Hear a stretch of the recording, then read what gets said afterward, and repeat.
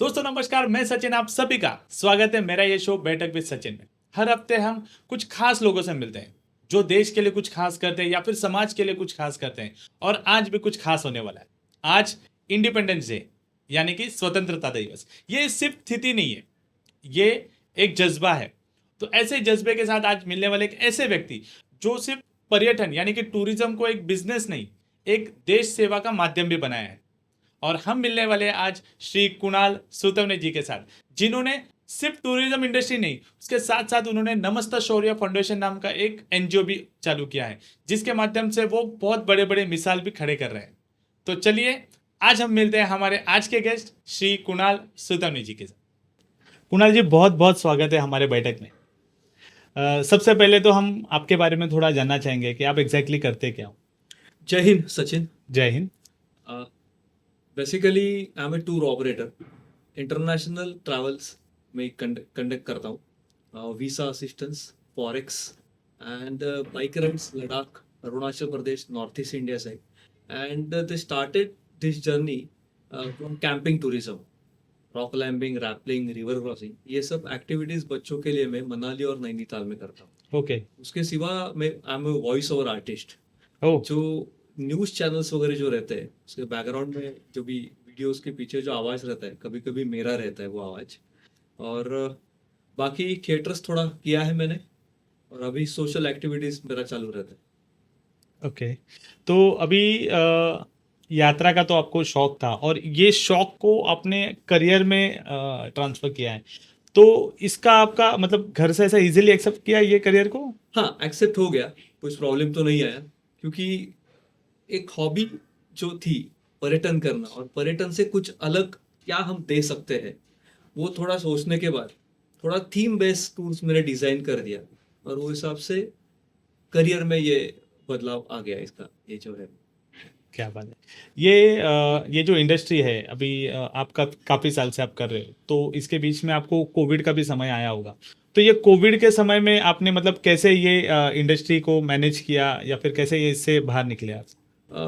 जब भी मैंने आपको बताया कि नॉर्थ ईस्ट के लिए भी मैं काम करता हूँ, तो नॉर्थ ईस्ट का जो वहाँ के ट्रैवल्स के, वो ट्रैवल्स का जो सब चीज़ें है, वो मैंने एक मैगजीन के रूप में सबके सामने ला गया।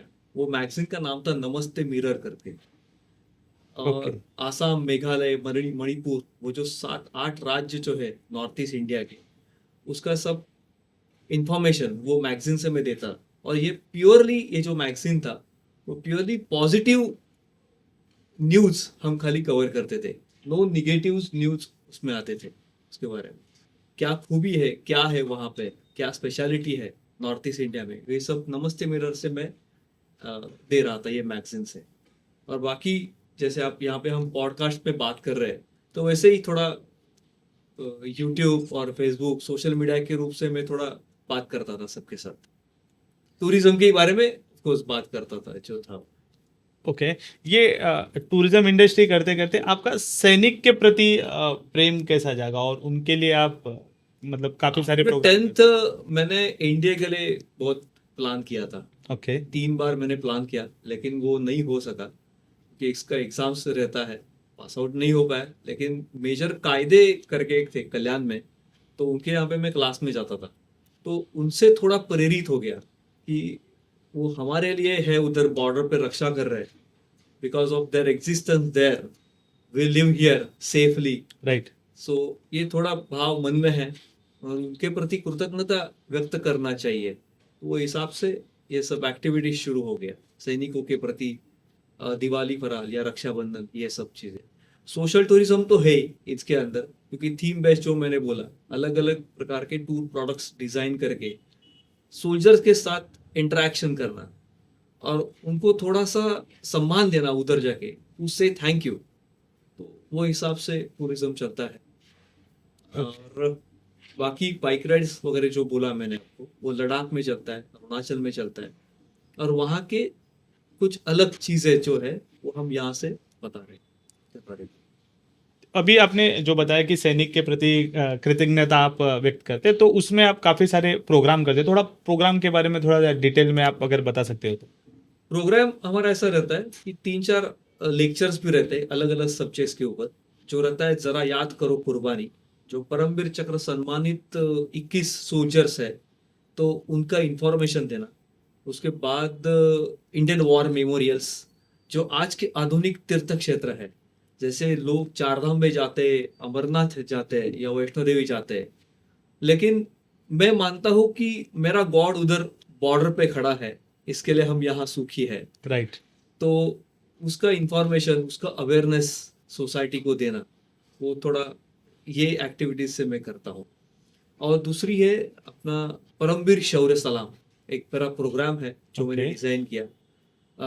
स्वातंत्र्य आपको कैसे मिल गया वो सबको मालूम है, लेकिन स्वातंत्र्य कैसा टिका है आज, वो सब सोल्जर्स की वजह से है। तो उसका 21 जन का स्टोरीज हम ये परमवीर शौर्य सलाम इस कार्यक्रम माध्यम से बताते हैं। वाओ। दृक श्राव्य माध्यम है, प्रोजेक्टर रहता है, प्रोजेक्टर पे 21 स्टोरीज आ जाती है, और वहाँ पे एक एक स्टोरी के हिसाब से उन्होंने क्या शौर्य किया, उनका क्या धैर्य था, क्या निष्ठा थी, वो सब ये प्रोग्राम से हम बताते हैं। ओके। अभी थोड़ी देर पहले आपने ये बताया कि नॉर्थ ईस्ट से आपको काफ़ी लगा हुआ है। नॉर्थ ईस्ट में आप पर्यटन करते करते आपने नॉर्थ ईस्ट के बारे में कुछ प्रोग्राम आप नॉर्थ ईस्ट के लिए भी करते हो, और साथ साथ आपने आपका जो फाउंडेशन है नमस्ते शौर्य फाउंडेशन, तो वो फाउंडेशन आपने नॉर्थ ईस्ट से रिलेटेड नाम रखा हुआ है। हाँ, नमस्ते अगर स्पेलिंग अगर हम देखा जाए तो नमस्ते का स्पेलिंग होता है NAMASTE। राइट। तो पहला N है, ये वाला नमस्ते नहीं है, ये नमस्ते नॉर्थ ईस्ट इंडिया है। So Okay. पहला N मीन्स नॉर्थ और लास्ट का E है जो ईस्ट। ओके। तो again I come to the N। तो N means Nagaland, A means Assam, M means Manipur, Mizoram and Meghalaya, A means Arunachal Pradesh, and T means Tripura, S means Sikkim. So Namaste stands north east India, and Shaurya means Indian arm forces, okay. The reflection of north east India and Vellore. इस नाम से नमस्ते शौर्य foundation का जन्म हो गया। Okay. तो ये फाउंडेशन स्थापना करने के पीछे आपका क्या भाव था, या फिर क्या एम लेके आपने ये फाउंडेशन स्टार्ट किया?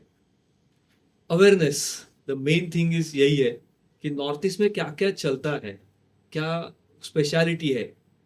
नमस्ते के शौर्य के माध्यम से हम नॉर्थ ईस्ट में चलते हैं। वैसे हम देखा जाए तो वहाँ पे नागालैंड और वो जो सब एरिया है अरुणाचल प्रदेश, टोटल 300 ट्राइब्स वहाँ पे है। तो ट्राइब्स के बारे में इंफॉर्मेशन देना, ट्राइब्स हर एक चीज बनाते हैं, बाम्बू के ज्वेलरी वहां से होता है।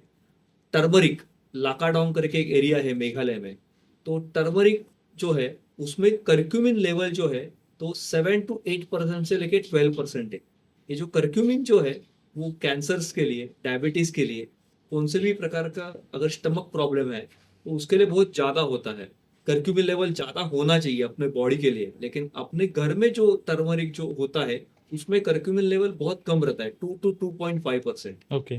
तो वहाँ का जो स्पेशल प्रोडक्ट्स जो है, जो ट्राइबल्स के पास है, उसको मार्केट हम नमस्ते शौर्य से हम देते हैं। ओके।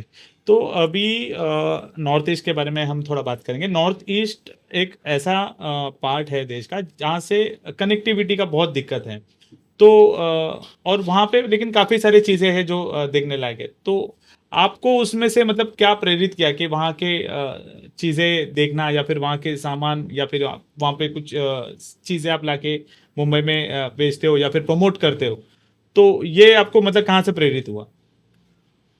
ऐसी बात है कि 1962 में जब भी वॉर हो गया था, वो टाइम सब चाइनीज अग्रेशन वहां पे चालू था। अगर आप देखा जाए तो ईशान्य भारत के जो लोग हैं वहां पे उनका चेहरा पट्टी जो है वो बहुत डिफरेंट है। बहुत सोसाइटी में लोग उनके बारे में बोलते हैं कि ये चाइनीज है, राइट। ये कोई तिबेटियन है, लेकिन दे आर इंडियंस। जब भी पहले मोदी जी आने से पहले अटल बिहारी वाजपेयी जी ने बोला था कि लुक ईस्ट, लेकिन अभी मोदी जी जो बोल रहे हैं कि look east as well as act east, तो उनको लिए कुछ ना कुछ करना चाहिए। तो थोड़ा ये मैं काम करता हूँ। और वो जो है वो चाइनीज नहीं है, वो तो इंडियन है, लेकिन वो मंगोलियन जाति के सब लोग वहां पे है, इसके लिए वहां की जो चेहरा पट्टी है वो अलग है वहां पे। ओके। और ईशान्य भारत में जो प्रोडक्ट्स है उनको मार्केट दिलाना वो हर एक इंडियंस की जवाबदारी है कि अगर वो कनेक्टिविटी का प्रॉब्लम है अभी भी, क्योंकि Guwahati is the central station जो आसाम में है, गुवाहाटी। राइट। गुवाहाटी से ही हम कौन से भी स्टेट्स में जाना है तो जाना चाहिए। फ्लाइट कनेक्टिविटी हर एक स्टेट्स में आए हैं, सिक्किम में है, उसके बाद में त्रिपुरा, देन मणिपुर, मिजोरम, अरुणाचल में भी है, लेकिन गुवाहाटी से ही आपको हर एक जगह नॉर्थ ईस्ट में जाना पड़ता है। तो वहां से ही सब शुरू होता है सब चीजें, क्योंकि जो मैंने बताया कि बाम्बू ज्वेलरी, वो जो मेघालय की खासियत है, अरुणाचल की कुछ अलग ज्वेलरी खासियत है। फैशन जब भी इंडिया में आता है, इंडिया के अलग अलग स्टेट्स में जब भी आता है ना, तभी पहला फैशन जो आता है वो मणिपुर में आता है। ओके। मणिपुर से ही शुरुआत फैशन की होती है। उनके, मैंने आपको फोटोग्राफ्स भी दिखाया है, राइट। वो आप देखेंगे तो समझ में आ जाएगा कि वहां की फैशन कुछ अलग है। मणिपुर की फैशन या कौन से भी नॉर्थ ईस्ट इंडिया की फैशन कॉपी जो है वो अलग दूसरे स्टेट्स में हमें देखने को मिलते हैं। राइट। और दूसरी वहां पे बाम्बू डांस करके मिजोरम का है, बहुत अलग अलग है। नागा फेस्टिवल वहां पे होता है, हॉर्नबिल फेस्टिवल कहलाता है नागालैंड में। वो होता है 1 दिसंबर से 10 दिसंबर तक। ओके। फेस्टिवल्स ऑफ फेस्टिवल्स उसको कहता है, जो हॉर्नबिल फेस्टिवल। उसमें Okay. हर एक ट्राइबल्स का एक एक डांस परफॉर्मेंस रोज रहता है। 300 ट्राइब्स मैंने आपको बताया। तो अगर आपको नॉर्थ ईस्ट देखना है, उनका ट्राइबल्स में जाके देखना है क्या उनका लाइफस्टाइल है, क्या होता है, तो एक बार जरूर हॉर्नबिल फेस्टिवल में विजिट करना चाहिए। अच्छा। और मैंने 2017 में हॉर्नबिल फेस्टिवल गया था। दैट टाइम राष्ट्रपति कोविंद जी है, हाँ। वो वहां पे आए थे, तो मुझे बहुत सौभाग्य मिला कि मैं उनके साथ वहां पे ही था 2017 में। और उसके पहले मैंने 2015 में पहली बार मैं नॉर्थ ईस्ट में गया, तो समझ में आया कि इनके लिए कुछ ना कुछ करना चाहिए। मेरा 9 जन का एक ग्रुप है। That time we conducted one medical camp for their north east tribals. Tribals area, okay. जहाँ से कुछ डॉक्टर्स लोग आए थे जो इंटर्नशिप के लिए बाहर उनको पढ़ना था। तो मैंने उनको वहाँ पे मेडिकल कैंप किया। वो टाइम पे मोबाइल का बहुत इस्तेमाल कम था, हम भी वही टाइम पे अपना बटन वाला फोन यूज कर रहे थे। राइट। वहाँ पे वो भी नहीं था, क्योंकि कंप्लीटली इंटीरियर एरिया, उनको मोबाइल मालूम ही नहीं है। उनके घर में टीवी है, लेकिन टीवी पे उनका लैंग्वेज का चैनल ही नहीं है। हिंदी सबको वो टाइम पे नहीं आता था। अभी Right. बहुत चेंज हुआ है नॉर्थ ईस्ट इंडिया में, लेकिन 15, 16, 17, 18 अगर देखा जाए तो क्या होता है, रेलवे गाड़ी क्या होता है उनको मालूम ही नहीं। उनको खाली रोड से ही ट्रैवल करना है, बस से जाना है, उनको उतना ही मालूम है। राइट। फ्लाइट से कभी उन्होंने ट्रैवल किया ही नहीं। तो ये सब कनेक्टिविटी हमें उनको देना चाहिए, उनके साथ रहना चाहिए। हर एक के घर में पोटैटो सब्जी रहता है, बनाते हैं सब लोग। Okay. बटाटा भाजी वगैरह हम जो बोलते हैं, उनके यहाँ पे भी बनाते हैं।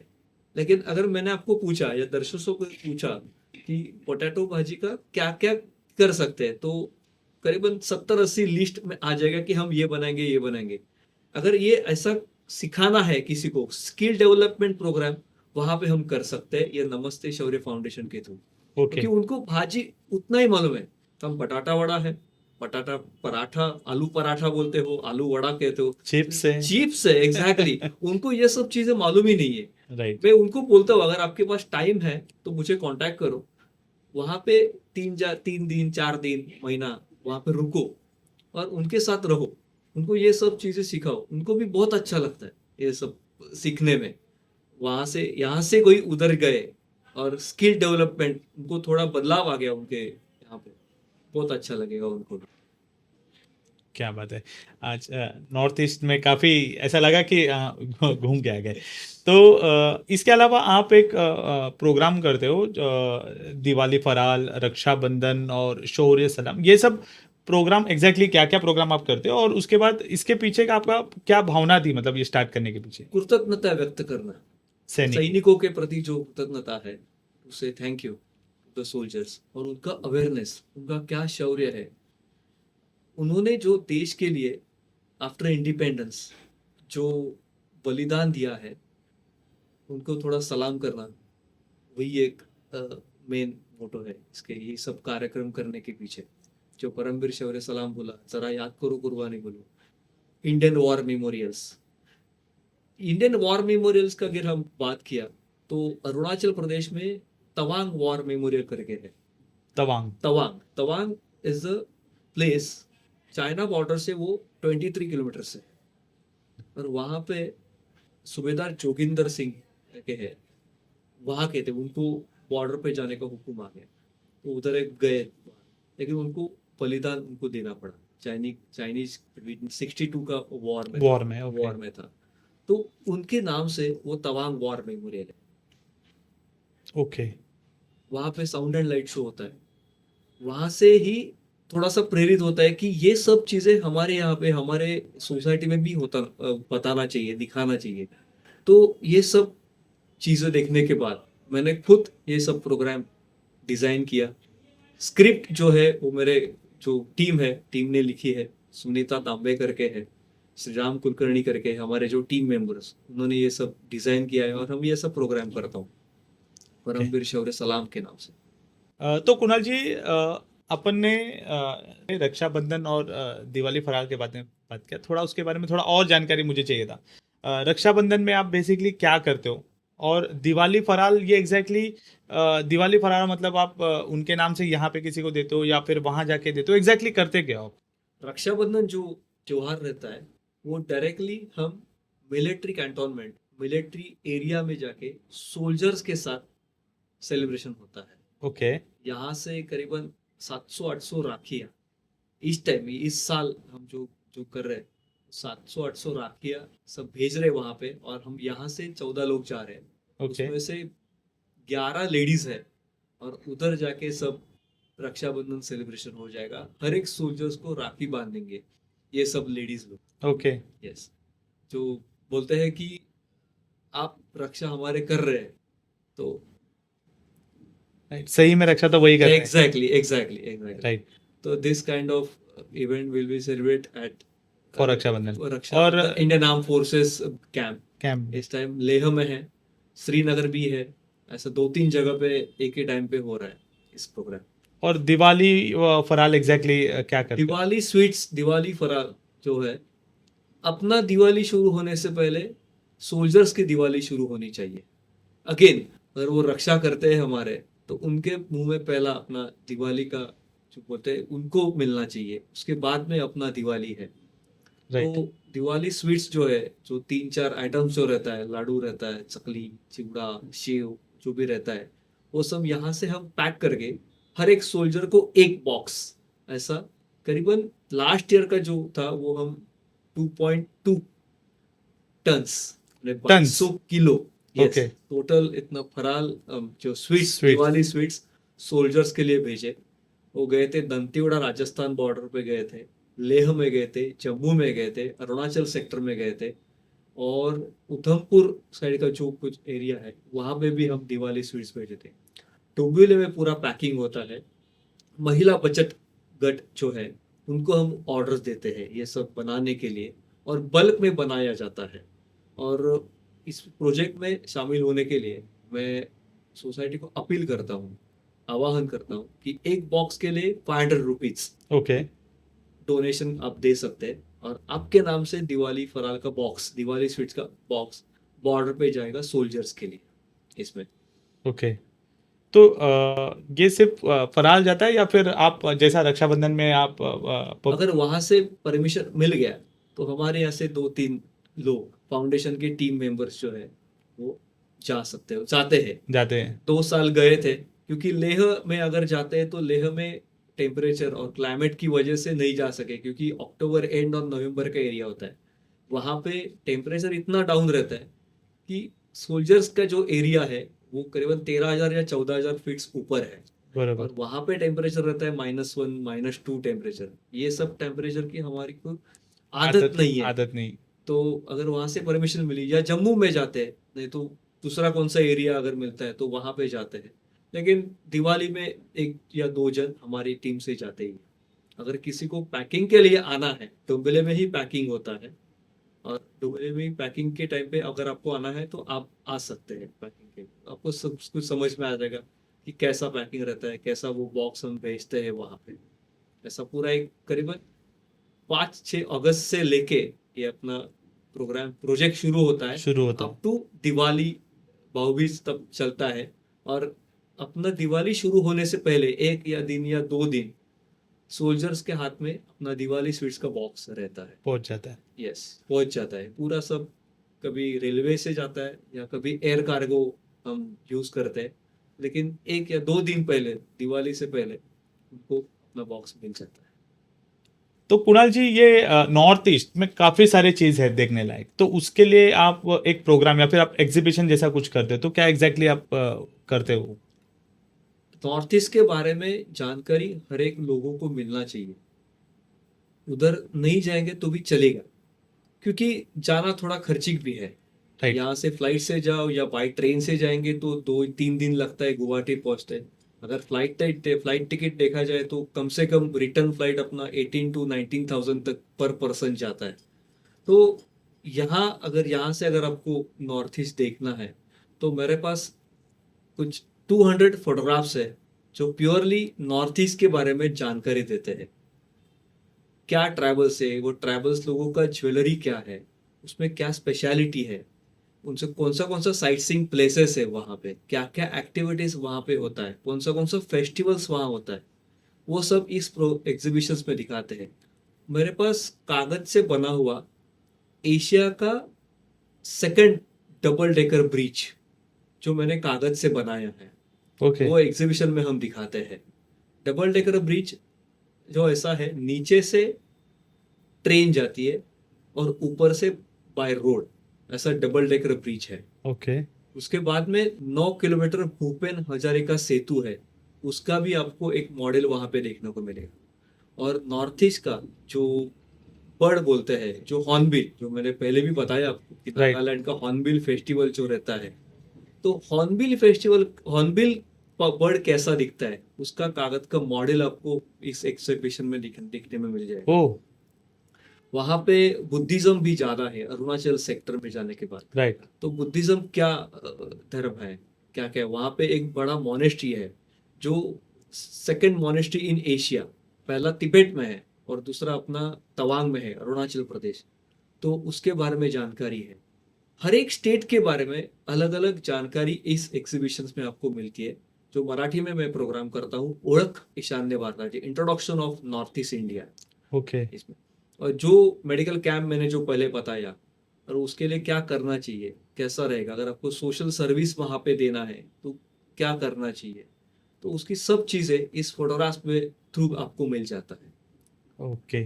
आप ऐसे ही एक प्रोग्राम और एक करते हैं जिसका नाम है story of victory of Indian Armed Indian arm Forces। Forces. तो ये भी ऐसे ही होता है, इसमें क्या आप डिटेलिंग देते हो? इसमें डिटेलिंग ऐसा है कि जो इंडिया चाइना के साथ जो वॉर हुआ था 1962, ओके। उसके बाद में वॉर अपना हो गया था इंडिया पाकिस्तान 1971, जो बांग्लादेश का निर्मित हुआ था राइट। वो टाइम पे। राइट। और उसके बाद अपना बड़ा वॉर हो गया जो सबको मालूम है, कारगिल का, 1999। बरोबर। ये सब वॉर का कुछ रेयर फोटोग्राफ्स मेरे पास है। मेरा एक फ्रेंड है, वो बाइक पे कारगिल गए थे और वहाँ कारगिल युद्ध खत्म होने के बाद उन्होंने कुछ फोटोग्राफ्स क्लिक किए, ओके। और हम दोनों ने मिलके उस फोटोग्राफ का एग्जीबिशंस में करता हूँ। उसका भी करीबन 300 के आसपास फोटोग्राफ्स है। और ये फोटोग्राफ्स के थ्रू इंडियन आर्म फोर्सेस का विक्ट्री क्या है वो हम बताते हैं इस माध्यम से। आप और एक प्रोग्राम भी करते हैं जिसको परमवीर शौर्य प्रोग्राम बोलते हैं। तो ये परमवीर शौर्य जो प्रोग्राम है, इसमें मतलब आप क्या बताते हो या फिर क्या जानकारी देते हो? परमवीर शौर्य सलाम जो प्रोग्राम है, उसमें परमवीर चक्र क्यों दिया जाता है, किसको दिया जाता है, ये परमवीर चक्र की निर्मित किसने की। एक मराठी लेडी है, Maharashtrian lady, basically she is from Hungarian. उसका ओके। नाम है इवान लिंडा माडेसी मोरोस। ओह। नाम थोड़ा अलग है, हंगेरियन है, यूरोपियन लेडी है वो। ओके। लेकिन उन्होंने महाराष्ट्रियन जो कैडेट है, रॉयल एकेडमी सैंडर्स से कैडेट श्रीयुत विक्रम खानोलकर, उनसे शादी की ओके। और उनका नाम हो गया सावित्री खानोलकर। अच्छा। महाराष्ट्रियन, अभी Right. वो आ गई मराठी सब कल्चर, वो तो नहीं। उन्होंने वो परमवीर चक्र निर्मित की है, तो उसके बारे में जानकारी दिया। क्यों देता है इसका जानकारी। जो वॉर्स हो गया 1947-48 में, इंडिया पाकिस्तान का पहला वॉर हो गया था, आपको मालूम भी रहेगा उसके बारे Right. में। जो उसको कश्मीर चाहिए था पाकिस्तान को, उसके लिए उन्होंने अटैक किया आपके ऊपर, अपना भारत के ऊपर जो बराबर। अटैक किया था। तो उसमें कितने जन को परमवीर चक्र मिला? उसके बाद में 1962, 1965, 1971 का अपना बांग्लादेश में बांग्लादेश वाला। किसको मिला है परमवीर चक्र, ये सब उनकी स्टोरी हम बताते हैं। पहला उनको मिला था मेजर सोमनाथ शर्मा, दूसरे थे रामा राघोबा राणे, तीसरा है नायक जदुनाथ सिंह। ऐसे 21 लोग हैं जिन्होंने कुछ उनका कर्तव्य, बोलते हैं ना, कर्तव्य बजावित जो है, उनके लिए उनका शौर्य, उनको बलिदान देना पड़ा। उनका शौर्य क्या था, उनका स्टोरीज इसमें है। ये सब प्रोग्राम है कि ये सब जो सोल्जर्स है वो 23-24 उस उम्र के सब सोल्जर्स थे जब भी उन्होंने बलिदान दिया, उन्होंने जब भी शौर्य उनका वॉर में दिया। तो उनका शौर्य इतना बड़ा था, तो भारत सरकार ने उनको परमवीर चक्र से सम्मानित कर दिया। भारत का सर्वोत्कृष्ट पुरस्कार या सम्मान जो बोलते हैं वो परमवीर चक्र, परमवीर जो चक्र। कैलेंट्री अवार्ड जो है, उसका सब स्टोरीज हम यहाँ पे कवर करते हैं। तो कारगिल के हमने अगर बात किया, तो कारगिल का वॉर मेमोरियल जो द्रास में है, लद्दाख सेक्टर में आता है। तो कारगिल में वॉर मेमोरियल आधुनिक तीर्थ क्षेत्र है, जो मैं बताया था उसका बारे में। तो वो कारगिल वॉर मेमोरियल कहाँ पे है, उसका वो जो कारगिल वॉर कहाँ पे हुआ, बटालिक सेक्टर, काकबर सेक्टर, उसके बाद ऑपरेशन तोलोलिंग करके एक पीक है, टाइगर हिल करके है, .4875, .5140। कारगिल युद्ध में ही 4 जन को परमवीर चक्र मिला। एक थे अपने राइफलमैन संजय कुमार, दूसरे योगेंद्र सिंह यादव, कैप्टन मनोज कुमार पांडे, विक्रम बात्रा जो शेरशाह अभी कुछ साल Right. पहले मूवी मूवी आई आया थी। था। तो इन चारों जन को परमवीर चक्र से सम्मानित कर दिया। जो 2 नाम मैंने बताया, राइफलमैन संजय कुमार और योगेंद्र सिंह यादव, आज भी है। योगेंद्र सिंह यादव है वो दिल्ली में है, और आज राइफलमैन संजय कुमार जो है वो एनडीए जो है पूना का, वहां पे इंस्ट्रक्टर करके काम कर रहे हैं। ओ। हाँ, तो उनके बारे में हम ये सब प्रोग्राम में बताते हैं। ओके। तो ये आपने शौर्य कैलेंडर भी आप जो निकाले हो, तो ये शौर्य कैलेंडर में क्या होता है एग्जैक्टली? शौर्य कैलेंडर जो है वो अपना रेगुलर कैलेंडर नहीं है। शौर्य आपको पता चल गया होगा कि शौर्य जो है वो इंडियन आर्म फोर्सेस का रिलेटेड है, लेकिन ये शौर्य में कौन सा भी प्रकार का तिथि, कौन सा भी प्रकार का त्योहार जो है वो उसमें नहीं दिया है।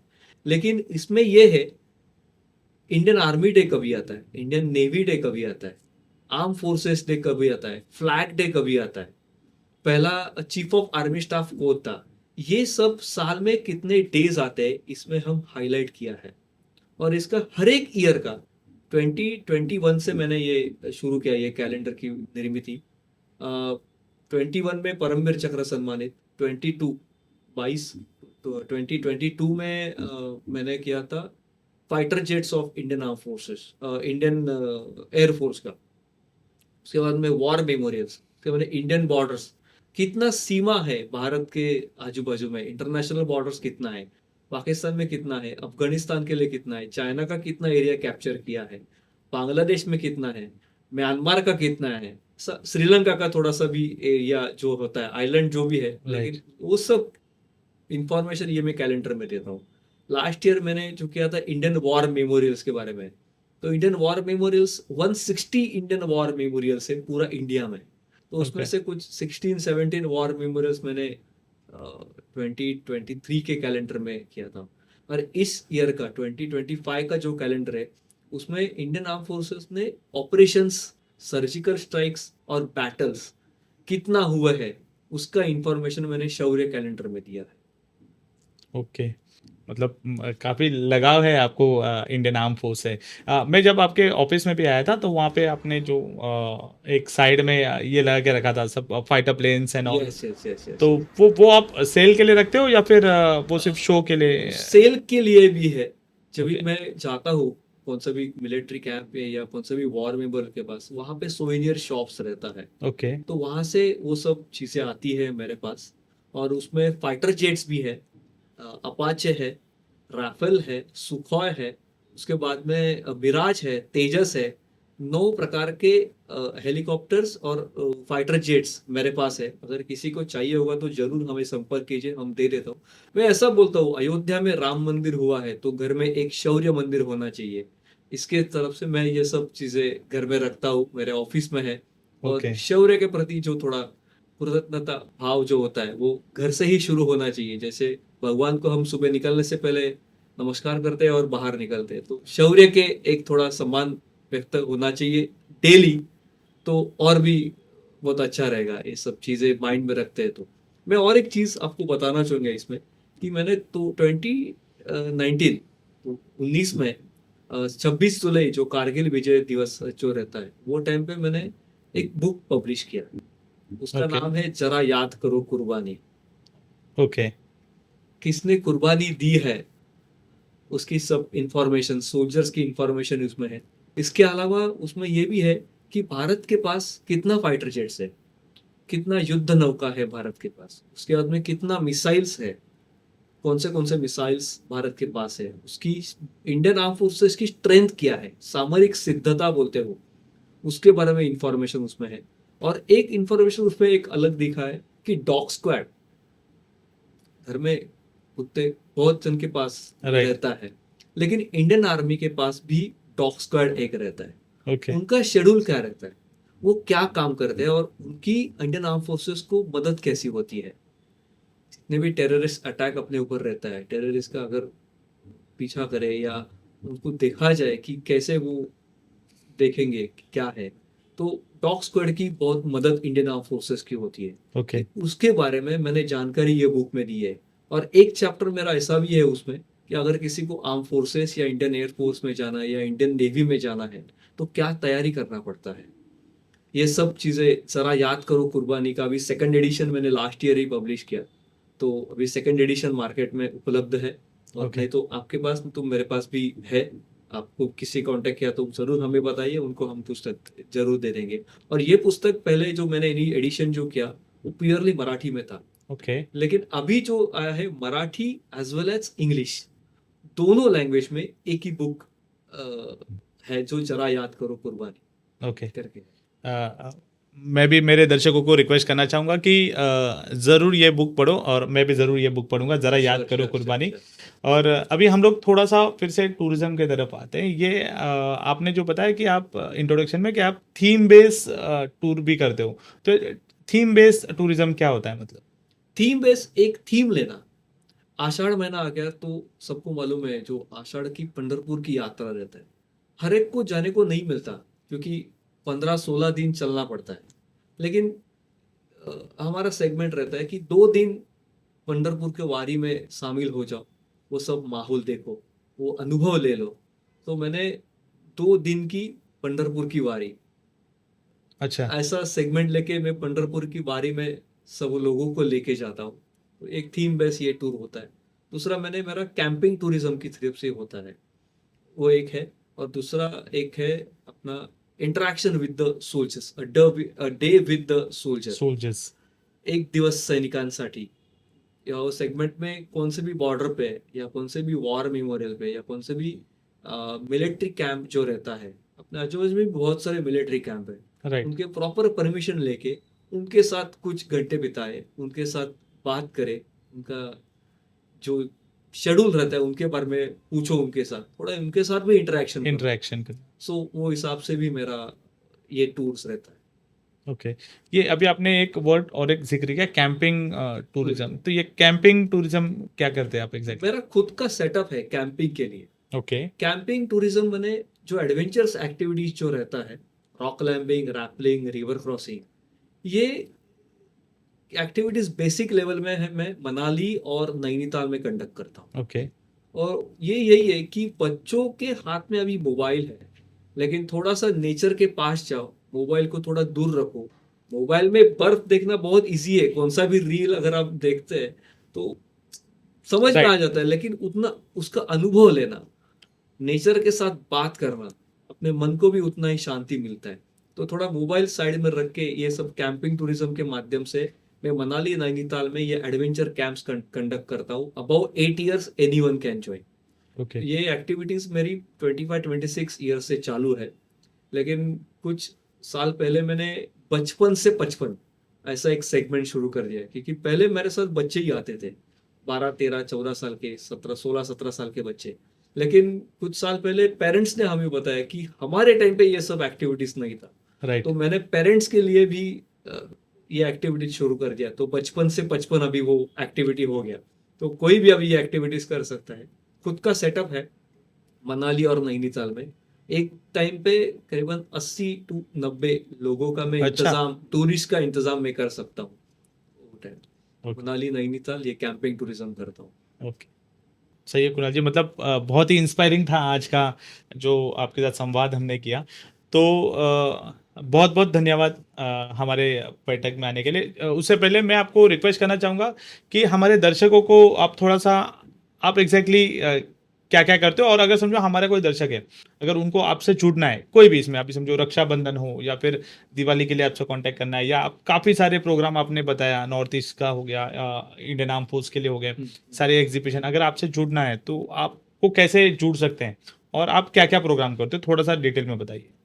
मेरा सोशल मीडिया पे पेज है, इंस्टाग्राम हो या फेसबुक हो, तो वहाँ पे सब डिटेल्स तो मेरे आ जाते हैं, और मैं कांटेक्ट नंबर्स आपके साथ में शेयर करूँगा। अगर उस पर आप कांटेक्ट करेंगे तो आपको आपसे जुड़े सकते हैं। और जो मैंने आपको बताया कि 500 रुपया एक बॉक्स का रहता है, और राखी के लिए हम 200 रुपीज चार्ज करते हैं।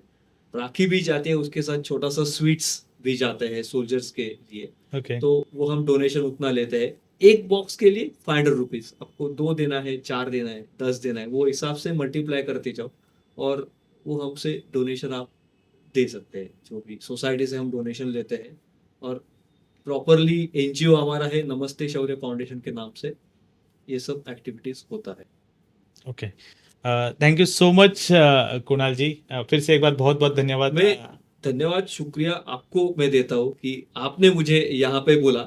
लेकिन जाने से पहले मैं और एक चीज आपको बताना चाहूंगा कि अगर किसी को कौन से भी प्रोजेक्ट में या टूर में सहभागी होना है तो जरूर कांटेक्ट कीजिए, क्योंकि वॉयज विंग्स एक्सपर्ट्स और वीवी सू टेहरा, ये 2 नाम से मेरा कंपनी है, और Okay. उस नाम से मेरा टूरिज्म भी एक्टिविटीज चलता है।